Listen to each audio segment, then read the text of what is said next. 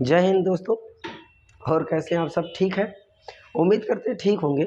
जहाँ रहें, घर पे रहें या जहाँ रहें, कुछ ना कुछ पढ़ते रहें। कुछ ना करने से अच्छा है कुछ करते रहें, ज़्यादा बेनिफिट होगा।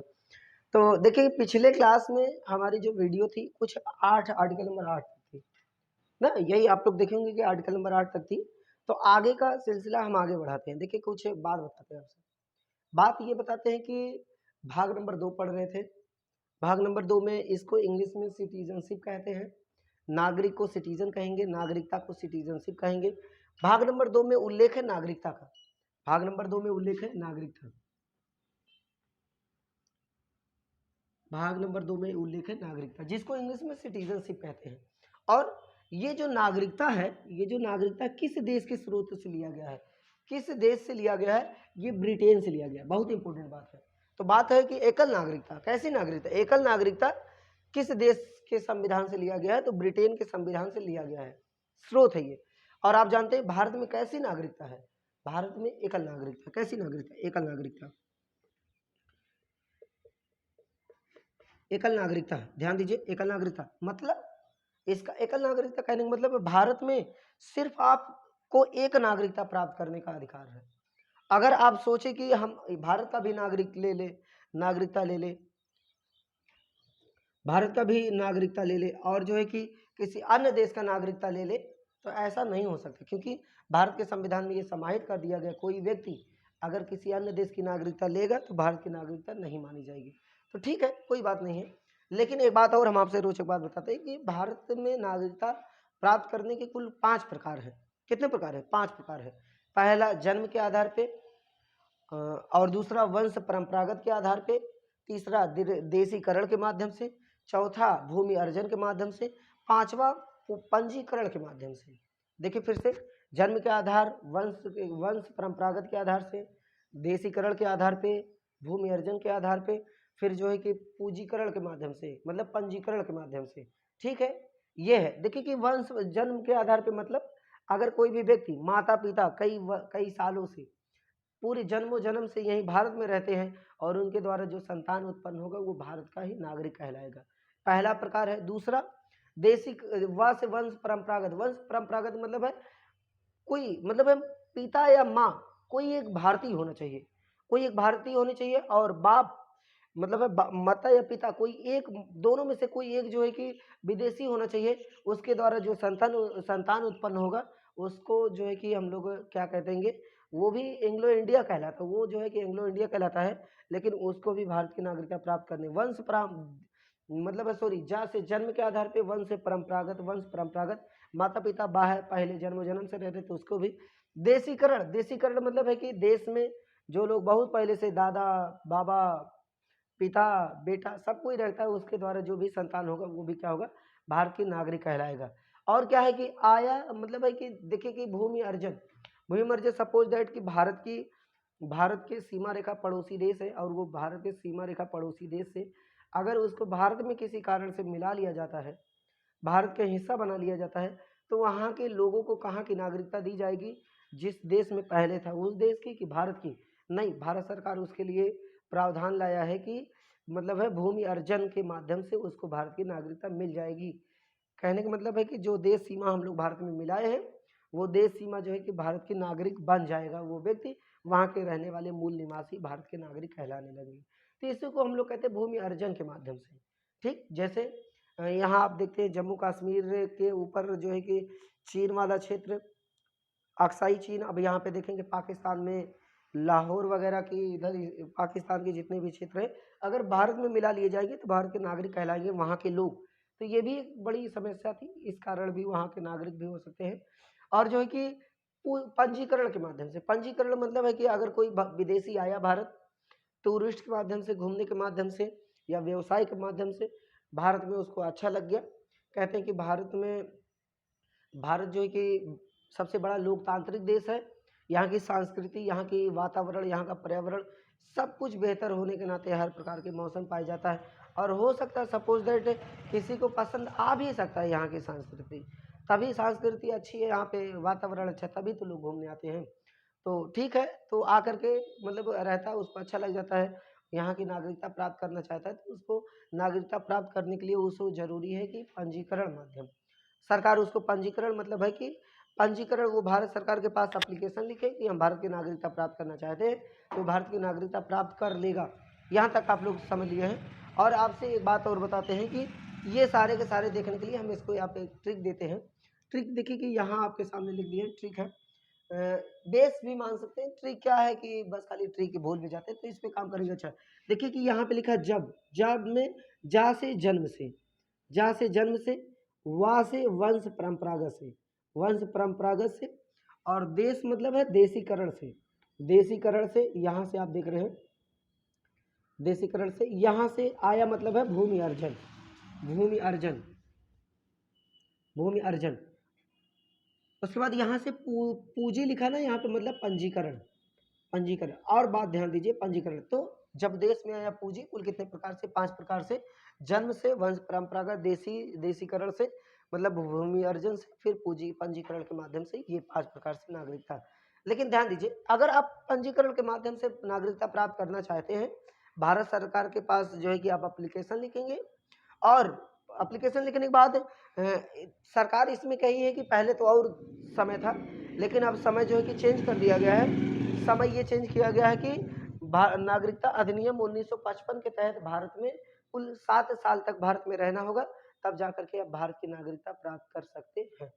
तब जाकर के कितने साल तक, 7 वर्षों तक ये प्रश्न आया है, भारत की नागरिकता पंजीकरण के माध्यम से प्राप्त करनी है कुल कितने वर्षों तक रहना पड़ेगा, तो उसमें ऑप्शन आपका 7 रहेगा तो 7 रहेगा, तमाम प्रकार के ऑप्शन।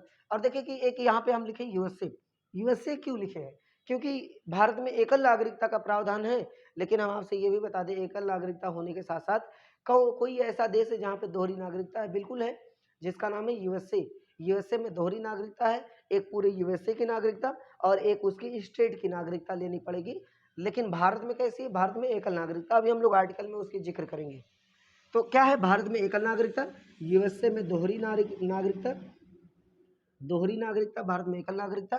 अगर नागरिकता से संबंधित किसी भी प्रकार का संशोधन करना हो, किसी प्रकार का संशोधन करना हो तो भारत नागरिकता अधिनियम 1955 के तहत करना ही होगा।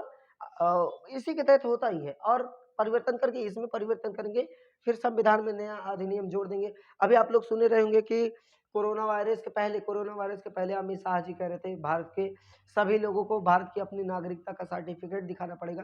कैसे कोई दिखाएगा बताइए, तमाम लोग तमाम समुदाय रहते, कोई पहले बहुत पहले से क्या दिखाए, तो यही सब सिलसिला था। कोरोना वायरस आने के नाते खत्म हो गया, नहीं तो ये बहुत बड़ी विवाद थी देश के कोई बेचारे के पास है ही नहीं, तो क्या वो भारत का नागरिक नहीं है, तो ऐसा था। तो चलिए वो बात की बात है। तो भारत में एकल नागरिकता, यूएसए में दोहरी नागरिकता, नागरिकता से संबंधित संशोधन करना, भारत शासन मतलब नागरिकता अधिनियम 1955, तमाम प्रकार के नागरिकता में संशोधन हो चुके हैं और कुल 5 प्रकार से प्राप्त की जा सकती है। जब देश में जन्म, वंश, देशीकरण, यहाँ पे भूमि अर्जन, यहाँ पे क्या है कि पूंजीकरण, पंजीकरण, और नागरिकता का प्रावधान किस देश से लिया गया है, ब्रिटेन से लिया गया है। भाग नंबर 2 में उल्लेख है नागरिकता। तो इसमें हम लोग आर्टिकल में देखते हैं। आर्टिकल में ये देखने की बात है कि हम लोग आपसे यहाँ 8 तक का जिक्र कर चुके हैं, 9 से आगे एक बार रिवीजन लेते हैं। 5 में सिर्फ परिभाषा की बात है, परिभाषा, और यहाँ पे 6 में आपसे बताया है ऐसे व्यक्ति जो पाकिस्तान से आ रहे हैं भारत में। जब 1947 में बंटवारा हुआ था, उस समय 47 में भारत और पाकिस्तान का बंटवारा हुआ था, उस समय यह डिसाइड करना मुश्किल हो गया था कौन भारत के नागरिक रहेंगे और कौन पाकिस्तान के नागरिक रहेंगे, या कोई यहाँ पे रहना यहाँ पे रहे, पाकिस्तान में जाना पाकिस्तान में रहे। एक बड़ी विचित्र परिस्थिति वहाँ पे थी, कितने लोग इधर उधर से मार के काट के ट्रेन के माध्यम से भेजे जा रहे थे, ये तो था मामला, ये वहाँ पे हम लोग बात नहीं करते। तो मतलब ऐसे व्यक्ति जो पाकिस्तान से आए हों, जो पाकिस्तान से आए कहाँ से, पाक से आए, पाकिस्तान से आए, वो भारत की क्या कहलाएंगे, वो भारत के नागरिक कहलाएंगे। लेकिन एक डेट डिसाइड किया गया था, डेट ये डिसाइड किया गया था 1950, डिसाइड है 26 जनवरी 1950। तमाम प्रकार के मतलब है कि डेट है उसमें बताएंगे। तो ये आकर मिल जाना मतलब है कि आया हो, कहाँ से आया हो, लेकिन कहाँ से आया हो, पाक मतलब पाकिस्तान से आया हो।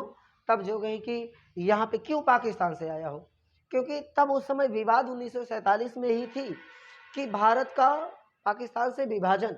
आप जानते हैं भारत और पाकिस्तान के विभाजन में लाइन है, रेड क्लिफ लाइन और उन्हीं के द्वारा ये जो है कि विभाजित किया गया था। ये समस्या को समाधान करने के लिए भारत में संविधान में ये संशोधन मतलब है जोड़ा गया। तो भारत में आकर मिल जाना मतलब है कि कोई भी व्यक्ति पाकिस्तान से आएगा तो वो भारत का नागरिक कहलाएगा। और साथ में क्या है कि ऐसे व्यक्ति, साथ में क्या है, ऐसे व्यक्ति जो पाकिस्तान गए हैं, जो क्या किए हैं, पाक जा चुके हैं लेकिन वहाँ उनका मन नहीं लग रहा है, लेकिन और वो भारत में आना पुनः चाहते हैं। मन ना लगने का कई कारण हो सकता है, कारण आप लोग जानते ही होंगे। तो क्या है कि ऐसे व्यक्ति जो पाक जा चुका हो पुनः पुनः कहाँ आएगा, पुनः मतलब है दोबारा दोबारा यहाँ दोबारा दोबारा भारत में अगर आना चाहता है तो वो भी भारत का क्या कहलाएगा, नागरिक कहलाएगा। ये है। साथ में 8 में ऐसे व्यक्ति जो परदेश जा चुके हो और कई वर्षों से रह रहे हो और उन्हें ये पता नहीं है, खबर नहीं है, अगर वो 26 जनवरी 1950 तक आ जाता है तो वो भी भारत के नागरिक कहलाएंगे, भारत के नागरिक कहलाएंगे। 9 में मतलब है कि देखिए यहीं से हमें बात करना है, 9 से यहाँ तक हम लोग देख लिए थे। आर्टिकल नंबर 9 में ये बात कही गई है, ऐसे व्यक्ति, कैसे व्यक्ति, ऐसे व्यक्ति जो किसी अन्य देश की नागरिकता प्राप्त करते हैं, ऐसे व्यक्ति जो किसी अन्य देश की नागरिकता प्राप्त करते हैं उसकी नागरिकता भारत में स्वतः ही समाप्त हो जाएगी। मतलब अपनी इच्छा से होनी चाहिए, किसी के बहकावे में नहीं, या किसी भी इच्छा से, अगर आप अपनी इच्छा से किसी अन्य देश की किसी अन्य देश की नागरिकता अगर आप प्राप्त करते हैं तो भारत की नागरिकता क्या होगी, समाप्त हो जाएगी आर्टिकल नंबर 9 के तहत। ये आपको याद हो गया, मतलब अपनी इच्छा से किसी अन्य देश की नागरिकता प्राप्त करेंगे, समाप्त हो। 10 में क्या है, देखिए नागरिकता लेना और नागरिकता देना, लेना और देना कहने का मतलब है नागरिकता का परमिशन देना, आप नागरिक भारत के हैं, और यहाँ पे देना मतलब है नागरिकता छीन लेना। ये मतलब है प्रावधान आर्टिकल नंबर संविधान के अनुच्छेद नंबर 10 में किया गया है। 10 में किया गया नागरिकता लेना और देना, मतलब है संसदीय विधि के माध्यम से संसदीय विधि के माध्यम से नागरिकता दी जा सकती है, नागरिकता छीन ली जा सकती है या ले ली जा सकती है। ये मामला आर्टिकल नंबर 10 में है। लेकिन अब बात करते हैं कि संसदीय विधि से, लेकिन आर्टिकल नंबर 11 की बात करते हैं, लेने और देने का अधिकार किसके पास है, ये तो बात जरूरी है जानना ना। लेने और देने के अधिकार किसके पास है, लेने और देने के अधिकार संसद के पास है। किसके पास है, संसद में। यह आपसे पिछली क्लास में जिक्र किया है, संसद। लेकिन संसद को याद करने के लिए ट्रिक दिए थे, सरल मामला कैसा है, सरल है। सा से संसद, रा से राज्यसभा, राज्यसभा, और क्या है कि रा से राष्ट्रपति, अब आपसे ये भी बता दिए थे राष्ट्रपति। ला से लोकसभा, ला से क्या है, लोकसभा, लोकसभा यहाँ तक आपसे बता दिए थे। लेकिन ध्यान दीजिए, थोड़ी सी हम आर्टिकल भी सेट करवाना चाह रहे हैं। आर्टिकल भी पिछले वाले क्लास में बताए थे। आर्टिकल क्या बताए थे आपसे, अगर सिर्फ आप लोग याद कर ले 79 कहने का मतलब है इसी के माध्यम से संसद का, मतलब है इसी के माध्यम से क्या है कि संसद का उल्लेख है, इसमें 79 में उल्लेख है संसद का।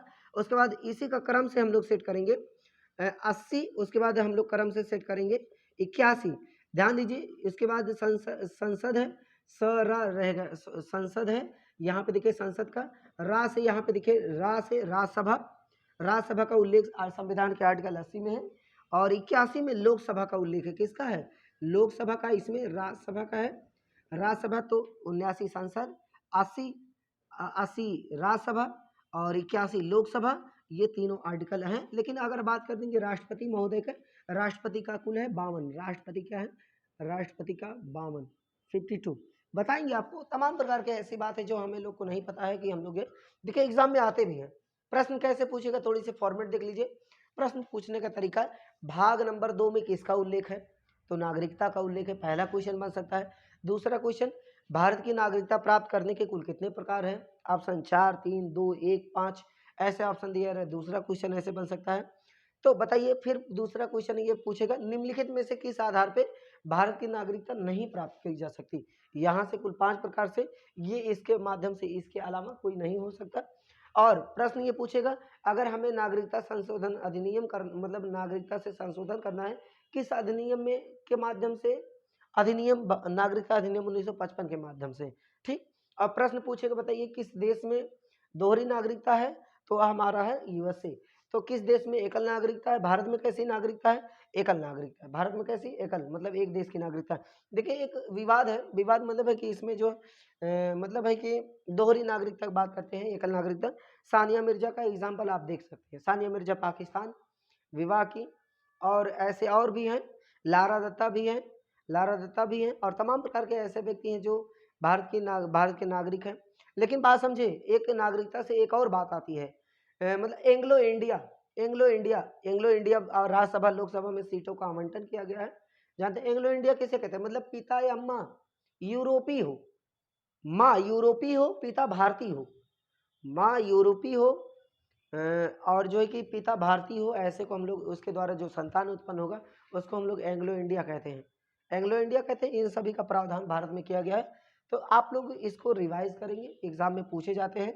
ये आर्टिकल का जो हम आपसे ये बताए हैं, ये एग्जाम में पूछे जाते हैं किस आर्टिकल में किसका उल्लेख है। तो 5 में सिर्फ परिभाषा, 6 में पाकिस्तान से आने वाले, 7 में जो पाकिस्तान जा चुके हैं दोबारा आएंगे भारत के नागरिक कहलाएंगे, 8 में परदेसी लोग, भारत के मतलब परदेसी मतलब है जो विदेश चले गए हों और भूल गए हों, ये 8 में, 9 से अपनी इच्छा से किसी अन्य देश की नागरिकता प्राप्त करेंगे तो भारत के नागरिक कहलाएंगे। और यहाँ पे आप लोग देखे हैं कि 10 में लेने और देने का अधिकार संसद के पास है, लेकिन इसमें जो आर्टिकल नंबर 11 के तहत जो है कि संसद को ये अधिकार दिया, लेना देना इसके 10 में अधिकार किसके पास है? संसद के पास है। और यहाँ पे आपको संसद के बारे में जिक्र कर दिया, यहाँ पे सारी चीज। तो उम्मीद करते हैं आपको समझ में आ गया होगा। कल हम लोग देखेंगे भाग नंबर 3, भाग नंबर 3 देखेंगे। और जो है कि उम्मीद करते हैं आपको क्लास अच्छी ही लगी होगी। थोड़ी सी सपोर्ट कीजिए, सपोर्ट करिए। तो थोड़ी से प्लीज़ आपसे रिक्वेस्ट है कि सपोर्ट कीजिए। थोड़ा सा छोटा सा प्रयास है, कुछ घर पे बैठ के थोड़ी ना थोड़ी जानकारी लेते रहें। धन्यवाद, फिर मिलेंगे।